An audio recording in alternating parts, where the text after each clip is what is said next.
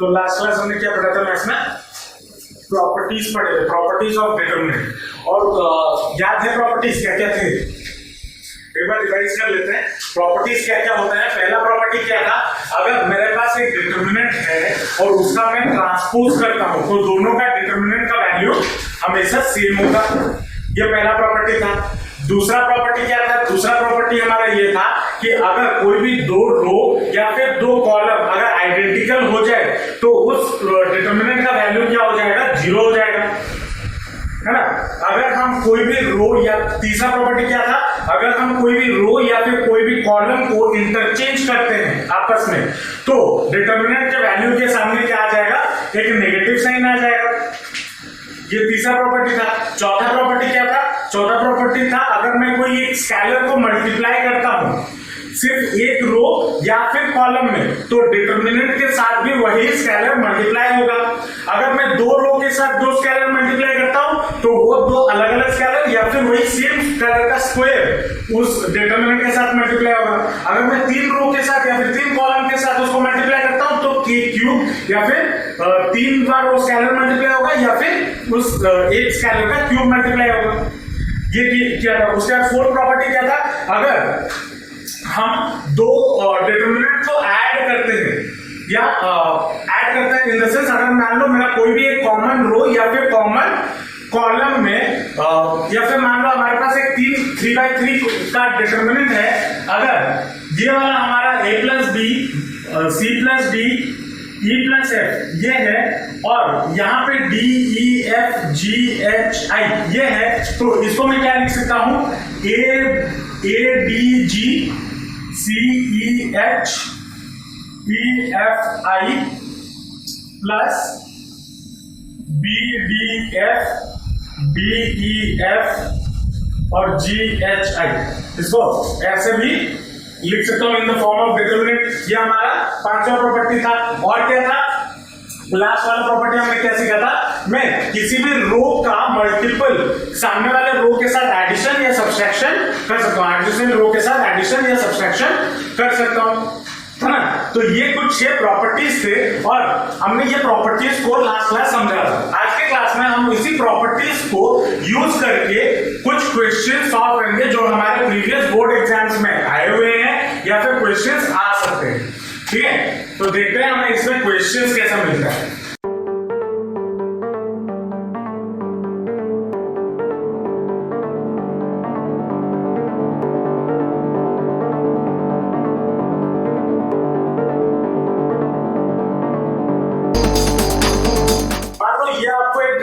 Given है और बोला है इसका वैल्यू निकालो। अब इसका वैल्यू निकालने इस डिटरमिनेंट का वैल्यू हम कैसे निकाल सकते हैं? अगर हम एक्सपैंड करके निकालें, लेकिन एक्सपैंड करके निकालने में बड़ा प्रॉब्लम होगा क्योंकि एक्स वाई जेड वेरिएबल्स है, फिर उसको मल्टीप्लाई में दिक्कत। ये और क्वेश्चन है कितने मार्क का? 1 मार्क का क्वेश्चन है। तो इसको एक्सपैंड हम करेंगे बाय यूजिंग प्रॉपर्टीज। देखो अगर मैं यहाँ पे इस रो के साथ ये वाला रो ऐड कर दूं, मतलब मैं अगर R1 के जगह पे R1 प्लस R2 कर दूं तो कोई दिक्कत है? कर सकता हूं, ये चीज कर सकते हैं। तो दैट विल गिव रेशियो कितना हो जाएगा? x plus Y plus Z, x plus Y plus Z और x plus Y plus Z और यहाँ पे नीचे आ गया जेड एक्स वाई -3 ये आ गया। कर सकता है? अब इसमें से मैं ऊपर से क्या कॉमन ले सकता हूं? x plus Y plus Z, मतलब इस रो 1 से मैं x plus Y plus Z common ले सकता हूं। तो अगर कॉमन ले लूंगा तो x plus Y plus Z ये बाहर आ गया और बचेगा मेरे पास क्या? 1 1 1 जेड एक्स वाई -3 ये होगा। अब मैं इस वाले रो से अगर -3 कॉमन ले लूं, अगर मैं -3 कॉमन ले लूं, ठीक, एक ही स्टेप में मत करना। अच्छा नहीं तो तुम कर लोगे। मान लो ये स्टेप हुआ, उसके बाद ये स्टेप हुआ, नेक्स्ट में देखना ये वाला, इधर से मैं -3 कॉमन ले सकता हूं। तो अगर -3 ले लूं कॉमन तो क्या बन जाएगा? That gives to -3 into x plus y plus z और डिटरमिनेंट में क्या क्या बचेगा 1 1 1 z x y 1 1 1 ये बचेगा। और हमें क्या पता है, प्रॉपर्टी से हमें ये पता है कि अगर दो रो या फिर दो कॉलम आइडेंटिकल हो जाते हैं तो उसका वैल्यू कितना होता है 0। तो that will be equal to कितना -3 into x plus y plus z into 0। तो that will be equal to कितना 0। ये हमारा रिक्वायर्ड आंसर। समझ में आया? अगर आप इसको एक्सपैंड करके सॉल्व करते तब भी आपको आंसर 0 ही मिलता, लेकिन एक्सपैंड करने में आप लोगों का एडिशन सब्ट्रैक्शन में कितना अच्छा है मुझे पता है, तो उससे अच्छा प्रॉपर्टीज को यूज करके कर लो, आसानी से हो जाएगा। मान लो ये क्वेश्चन या ये डिटरमिनेंट गिवन है और बोला है कि इसका वैल्यू निकालो। अब इसका वैल्यू कैसे निकाल सकते हैं? क्या इसमें कुछ ऐसा हम करें कि दो कॉलम अगर आइडेंटिकल हो जाए तो मुझे आंसर मिल जाएगा? अब इसमें हम ऐसा क्या कर सकते हैं कि दो कॉलम को हम आइडेंटिकल बना सकते हैं?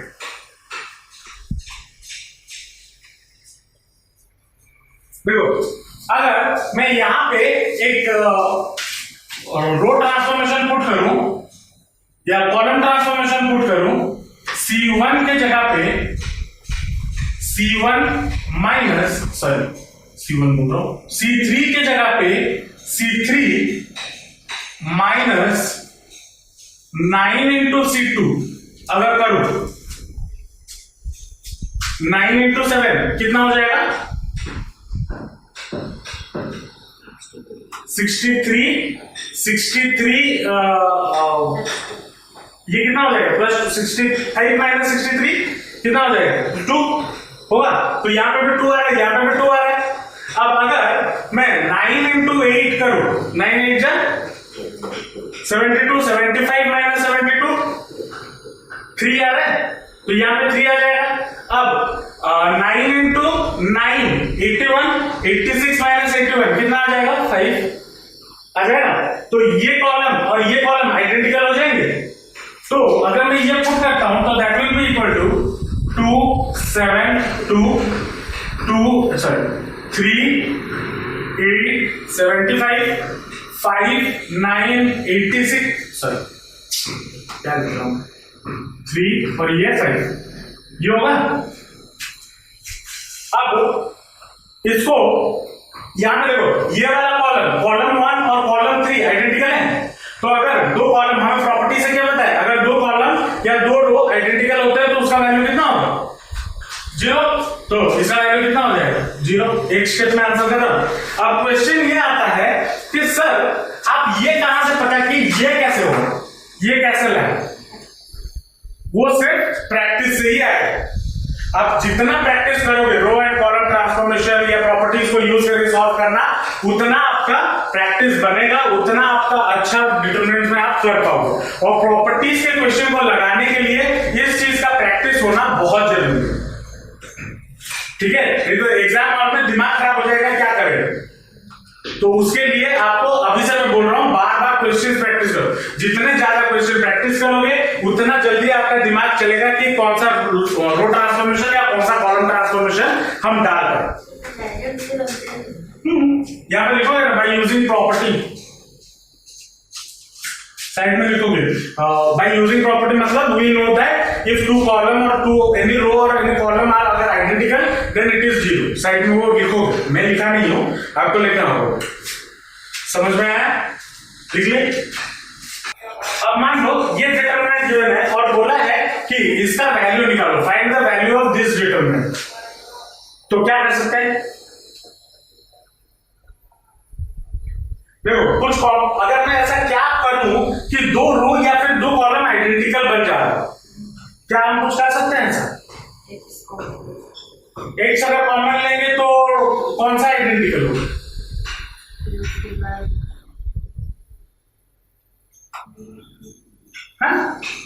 लिमिट कर देंगे, डिवाइड तो हम कर नहीं सकते।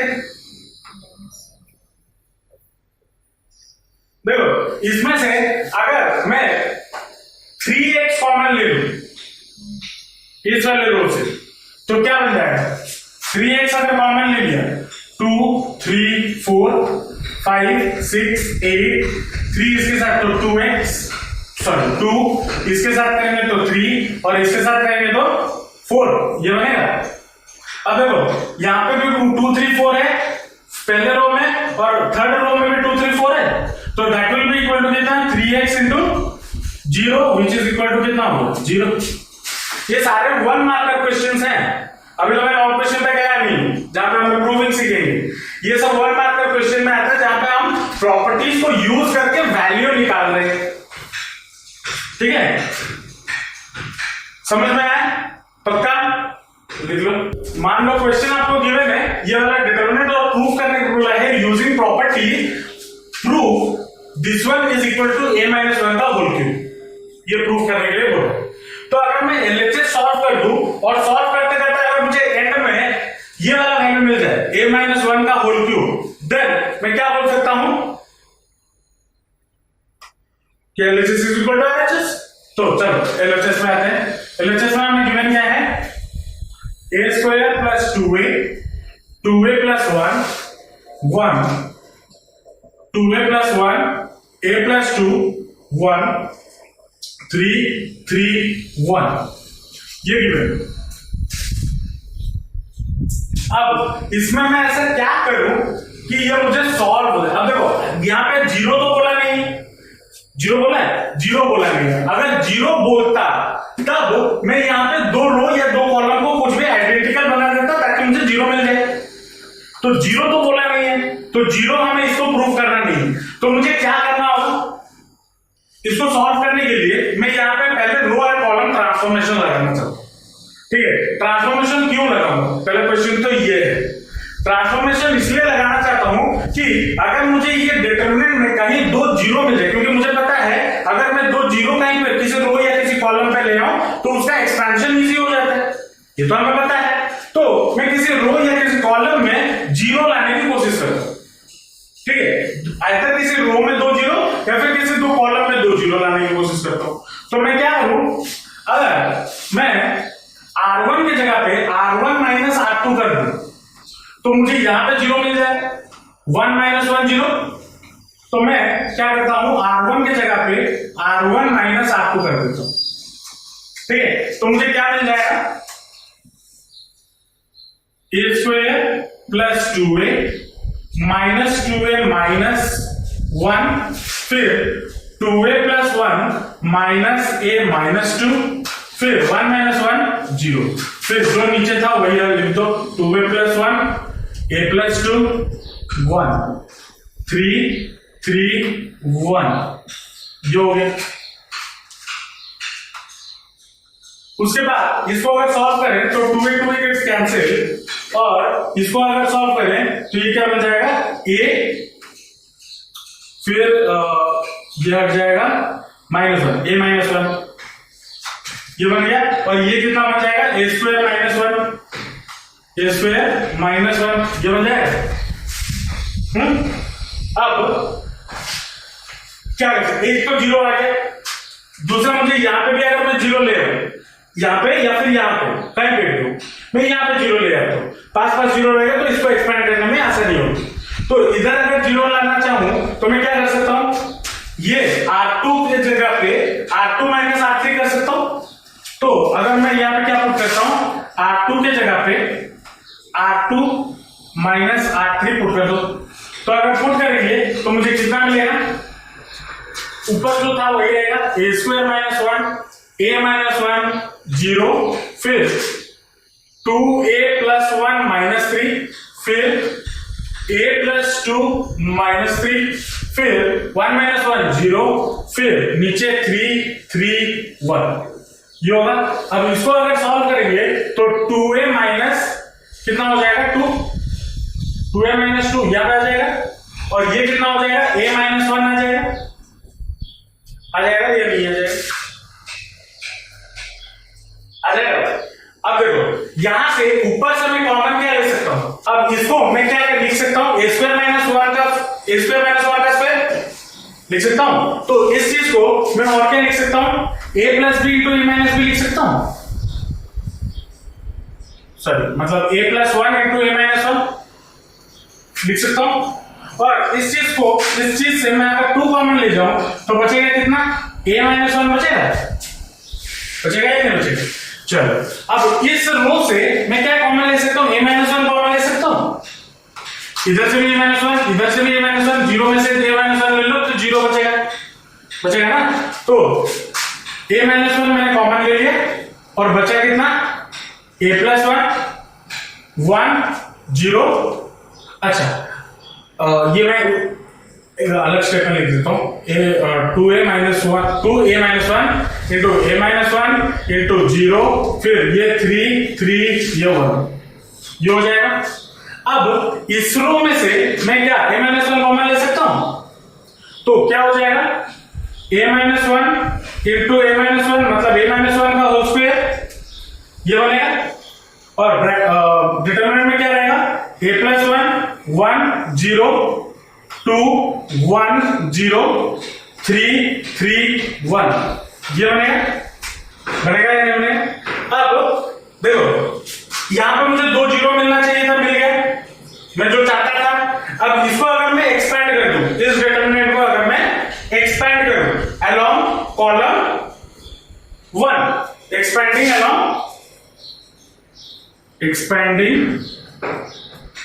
along कॉलम कौन सा है, 3, कॉलम 3 से अगर एक्सपेंड करूं तो क्या मिलेगा मुझे, a माइनस 1 का होल स्क्वायर इंटू इसको इस वाले एलिमेंट को लेंगे तो 0, इस वाले एलिमेंट को लेंगे तो 0, तो ये वाला एलिमेंट से बचेगा। और इधर साइन कन्वेंशन क्या होता है, प्लस माइनस प्लस, तो ये प्लस ये माइनस ये प्लस, तो 1 के सामने क्या हो जाएगा प्लस, तो 1 इंटू फिर ये रो और ये कॉलम 1, तो बचा कितना, a plus 1 into 1, a plus 1 into 1 minus 2 into 1, तो 2 ये बचा। तो इस वाले 1 को हटा दो, मल्टीप्लाई करने का 1 के साथ मल्टीप्लाई करने का कोई मतलब नहीं होता, ये भी हो गया। तो इसको अगर सॉल्व करेंगे तो ये कितना हो जाएगा, ये ब्रैकेट हटाओ तो a प्लस 1 माइनस 2, तो that will be equal to a minus 1 का whole square into a minus 1 ये बचेगा, और that will be equal to कितना, a माइनस 1 का होल क्यूब। और यही हमें प्रूफ करना था, विच इज इक्वल टू क्या, RHS, हेंस प्रूफ। मान लो आपको ये गिवन है, ये एक डिटरमिनेंट है जिसका वैल्यू 0 के बराबर है, ये गिवन है और पूछा है for what value of x this determinant is valid, मतलब x या फिर ऐसे बोल सकते हो x का वैल्यू निकालो, तो क्या है।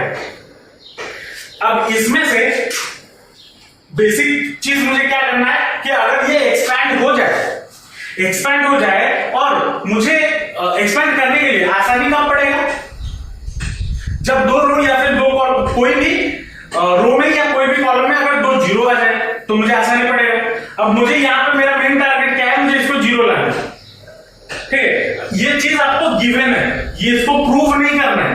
प्रूफ करते वक्त इधर से प्रूफ, अगर ऐसा क्वेश्चन बोलता, ये देता और बोलता कि प्रूफ दिस, तो प्रूफ करने के लिए मुझे क्या करना होता है, मुझे किसी 2 रो या 2 कॉलम को आइडेंटिकल कर देना होता। अगर मैं किसी 2 रो या 2 कॉलम को आइडेंटिकल कर देता तो ये चीज प्रूफ हो जाता। लेकिन मुझे यहाँ पे क्या बोला है, मुझे यहाँ पे बोला है x का वैल्यू निकालो, तो मुझे क्या करना होगा, मुझे ये इस रो के इसको इक्वेशन के फॉर्म में लाना होगा। अब इक्वेशन के फॉर्म में लाने के लिए मुझे क्या करना होगा, आइदर किसी 2 रो के 2 एलिमेंट को मुझे 0 करना होगा, है ना। अब देखो मैं अगर कॉलम 1 के जगह पे C1 plus C2 plus C3 कर दूं, कॉलम 1 की जगह पे C1 plus C2 plus C3 मतलब ऐड कर दूं, तो क्या हो जाएगा देखते हैं। a प्लस एक्स प्लस एक minus X plus a minus X, फिर a minus X plus a plus X plus a minus X, फिर a minus X plus a minus X plus a plus X, जो हो गया। फिर a minus X a plus X a minus X, फिर a minus X a minus X a plus X equal to 0, ये होगा।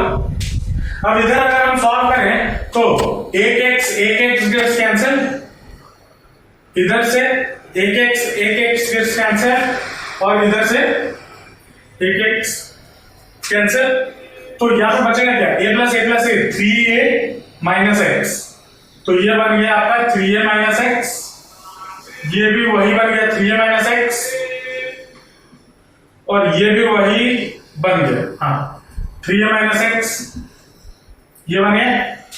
अब इस column से, इस कॉलम 1 से मैं कॉमन क्या ले सकता हूं 3a माइनस एक्स, अगर कॉमन ले लिया तो बचेगा कितना 1 1 1 a minus X a plus X a minus X, फिर a minus X a minus X a plus X equal to 0, ये हो गया।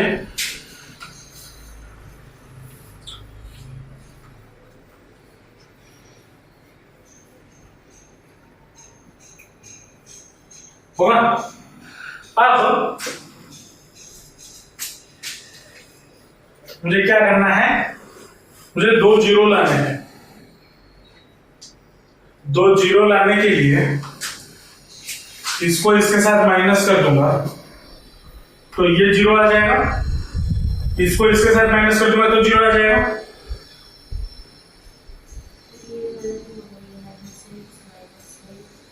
जो का देखा जाएगा, मुझे 0 लाना है ना, मेरा मेन टारगेट तो वही है, तो 0 लाने के लिए मैं 1 माइनस 1 इधर कर सकता हूं और इधर 1 माइनस 1 कर सकता हूं। चलो, तो R1 की जगह पे मैं अगर पुट कर दूं R1 माइनस R2 तो मुझे क्या मिल जाएगा 3a minus x into 1 minus 1 0, फिर इसको इसके साथ माइनस करेंगे तो ये हो जाएगा minus a minus x minus a minus x, तो ये हो गया, तो यहाँ पे कितना आ जाएगा माइनस 2x। चलो, फिर इसको इसके साथ माइनस करेंगे तो a minus x minus a plus x, ये होगा ना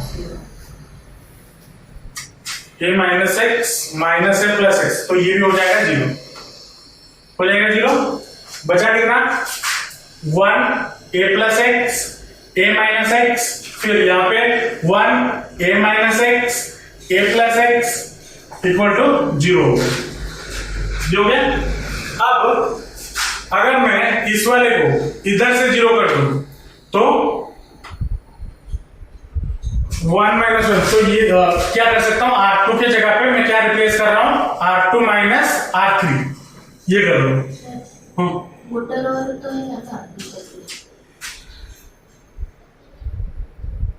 बोल भी है गलत है 0,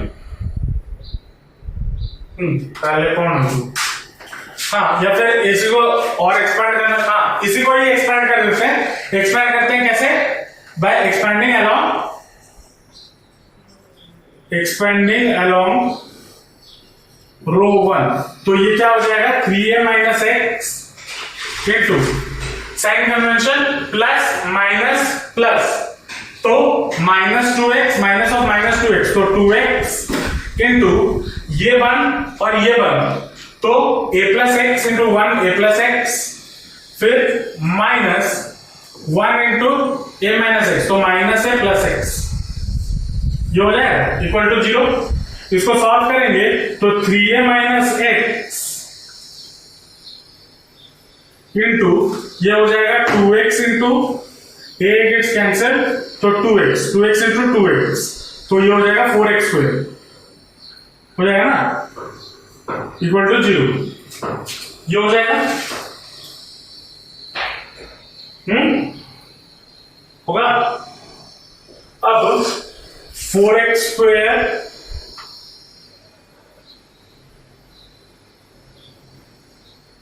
तो अगर मैं इस 4x स्क्वायर को इस तरफ ले रहा हूं, अगर मैं 4x स्क्वायर को इस तरफ ले रहा हूं तो क्या बचेगा 3a minus x equal to 0, ये केस 1 है, इक्वल टू 0, तो x will be equal to 3a, ये होगा। या फिर अगर मैं 3a माइनस एक्स को इस तरफ ले रहा हूं तो कितना बचेगा 4x square equal to 0, तो x square will be equal to plus x square equal to 0, 4 इस तरफ आएगा तो 0 होगा ना, तो x का वैल्यू 0, तो x के कितने वैल्यूज आएंगे, therefore x is equal to 3a और 0 हो गया आंसर, ये हमारा आंसर है। समझ में आया कैसे करना है? चलो मान लो ये क्वेश्चन गिवन है, बोला है ये डिटरमिनेंट है और प्रूव करो this determinant is equal to x cube. चलो अब x क्यूब प्रूव करना है। x क्यूब प्रूव करने के लिए मतलब यहाँ पे 0 नहीं है, अगर 0 होता तो मैं क्या करता, कोई भी दो रो को आइडेंटिकल प्रूफ कर देता। अब अगर आइडेंटिकल नहीं तो यहाँ पे 0 तो नहीं है, तो आइडेंटिकल प्रूफ करना नहीं है, तो क्या करना है, कोई भी दो रो या फिर दो एलिमेंट, कोई भी दो एलिमेंट को किसी एक रो में या किसी एक कॉलम में 0 बना लो तो वो प्रूफ हो जाएगा ऑटोमेटिकली। तो एलएचएस में आते हैं, क्या है मैंने x plus Y x x 5x plus 4y 4x 2x 10x plus 8y 8x 3x, ये गिवन है ना। यहाँ पे 2x माइनस 2x अगर हो जाए तो ये 0 हो जाएगा, होगा या नहीं हो? तो अगर मैं R2 के जगह पे R2 माइनस 2R1 कर दूं, तो बाकी जो होगा देखा जाएगा, ये तो 0 हो जा रहा है ना, 2 इंटू R1 कितना, 2 into x 2x minus 2x 0 हो रहा है। तो ये पुट करते हैं, देखते हैं क्या होता है।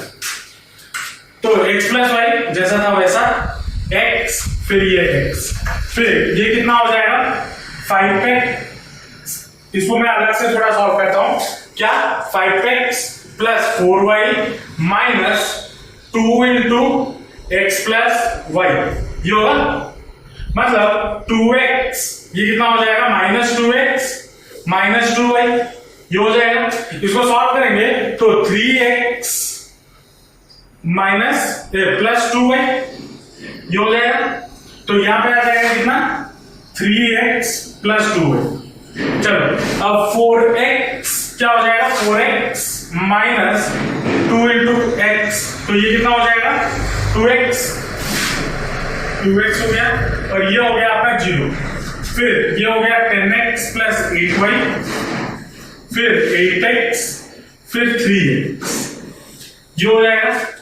अब अगर मैं इस वाले टर्म को 0 कर दूं, कैसे कर सकता हूं, R3 की जगह पे जैसे इसको किया, क्या किया, R3 की जगह पे मैं क्या कर सकता हूं, R3 माइनस 3R1, ये पुट कर दूं तो ये 3x माइनस 3x 0 हो जाएगा। चलो अगर पुट करता हूं तो कितना मिलेगा, 10x plus 8y minus 3 into x minus 3y, तो ये कितना हो जाएगा 7x माइनस प्लस 5y, ये हो जाएगा।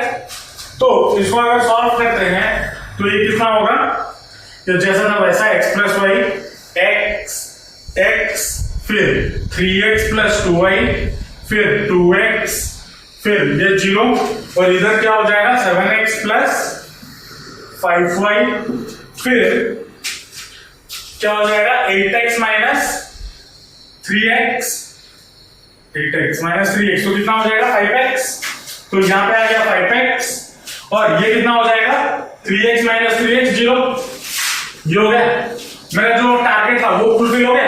क्या टारगेट था, किसी दो एलिमेंट को 0 लाना है, इसको तो मैं इस कॉलम के अगेंस्ट में ये दो रो को 0 ले आया। तो अब मैं साइन कन्वेंशन डालता हूं, तो प्लस माइनस प्लस, तो ये वाला प्लस होगा, प्लस माइनस प्लस, इसको एक्सपैंड करते हैं। एक्सपैंड अगर करेंगे तो क्या इसमें से कुछ कॉमन जा सकता है क्या, देखो कुछ तो कॉमन नहीं जाएगा, नहीं जा रहा, मुझे जहां तक लग रहा है कुछ कॉमन नहीं जा रहा। चलो इसको स्ट्रेट एक्सपैंड कर देते हैं। एक्सपैंड करेंगे तो x इंटू कितना हो जाएगा, ये 1 और ये 1, 3x plus 2y into 5x, ये हो गया minus 7x plus 5y into 2x,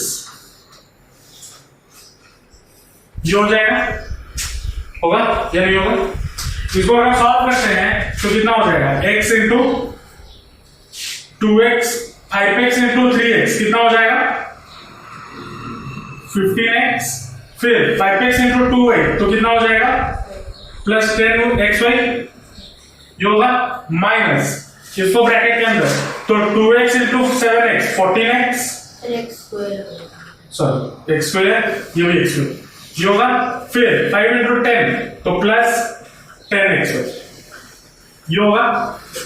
इधर से मैं अगर ये वाला ब्रैकेट हटाऊं तो ये माइनस इसके साथ ये प्लस बन जाएगा माइनस, तो plus 10xy minus 10xy cancel, और ये कितना बचा x into 15x square minus 14x square, x square बचा, दैट इज इक्वल टू कितना हो गया x क्यूब हो गया। कैसे हुआ, x यहां से बाहर से बचा था ना, x इंटू इतना ये होगा ना, तो x मल्टीप्लाई हो गया इसके साथ, तो ये x क्यूब, और यही हमें प्रूफ करना था equal to RHS, hence proved. Okay, समझ में आ रहा है कैसे करना है, दिमाग कैसे चलाना है। अगर मुझे एलएचएस में आरएचएस में जीरो प्रूफ करने के लिए दिया हो या जीरो गिवन है तो मैं कैसे करूंगा, मैं आइदर कोई भी दो रो या कोई भी दो कॉलम को रो ट्रांसफॉर्मेशन से आइडेंटिकल बना दूंगा, या फिर अगर मुझे कुछ भी चीज प्रूफ करने के लिए बोला है तो आपका टारगेट क्या होना चाहिए कि आइदर कोई भी रो या कोई भी कॉलम में मुझे दो जीरो ले आना है बाय डूइंग द ट्रांसफॉर्मेशन। तो एक्सपैंड करो, अगर कुछ होता भी नहीं है, कॉमन भी कुछ नहीं जाता, तो एक्सपैंड कर लो तो आंसर आपको मिल जाएगा। समझ आ रहा है, इजी है, बस प्रैक्टिस करो तो होगा। ठीक है सर, वही प्रैक्टिस करने का तो टाइम नहीं होता ना। ये क्लासिक क्वेश्चन है, क्लासिक क्वेश्चन का मतलब एक क्वेश्चन कभी ना कभी पूछ ही लेता है, कुछ ना कुछ करके घुमा फिरा के ऐसे टाइप का क्वेश्चन पूछ ही लेता है। ठीक है, तो ये क्लासिक क्वेश्चन है, एनसीईआरटी का क्वेश्चन है, प्लस प्रीवियस ईयर्स में भी आ चुका है बोर्ड में, तो कैसे सॉल्व करना है वो तरीका सीख लो। क्या गिवन है, मुझे पूछा बोला है ये डिटरमिनेंट को प्रूव करो, ये determinant is equal to this much. ठीक है ना, चलो अगर मैं एलएचएस लेता हूं, सिर्फ एलएचएस में क्या क्या है, X Y Z, X square Y square Z square, X cube Y cube Z cube. अब देखो, अगर तुम आरएचएस में देखो, यहां पर थोड़ा छोटा सा चीट कोड प्ले करेंगे। अगर हम आरएचएस में देखें तो मुझे यहां पर स्टार्टिंग में क्या चाहिए, एक्स वाई जेड चाहिए। तो एक्स वाई जेड अगर मुझे चाहिए तो मुझे क्या करना होगा, आइदर मुझे एक्स कॉमन लेना होगा तभी जाके एक्स आएगा ना, और वाई कॉमन लेना होगा तभी जाके मुझे वाई मिलेगा, और जेड भी कॉमन लेना होगा ताकि जेड मुझे मिलेगा।